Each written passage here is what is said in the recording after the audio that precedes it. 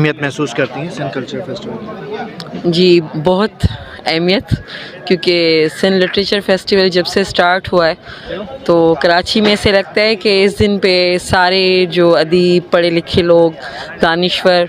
जो सब शामिल होते हैं, एक अच्छी सी गैदरिंग होती है उनके लिए, और एक माहौल ऐसा बनता है कि सारे एक दूसरे को नॉलेज दे रहे होते हैं और एक दूसरे को जानने की कोशिश करते हैं, तो बहुत अच्छी एक्टिविटी है। ये जो लिटरेचर मेला हो रहा है बहुत अच्छा इक़दाम है, हुकूमत का साथ है इसमें, और इससे एक तो बायमी भाईचारा बढ़ता है, आपस में मिलते हैं और फिर एक दूसरे से अपने ख़यालात शेयर भी करते हैं और अपने इस माहौल को और मज़ीद बेहतर बनाते हैं ताकि हम रिफाही भी काम कर सकें, लिटरेरी भी काम कर सकें, और साथों साथ जो है हम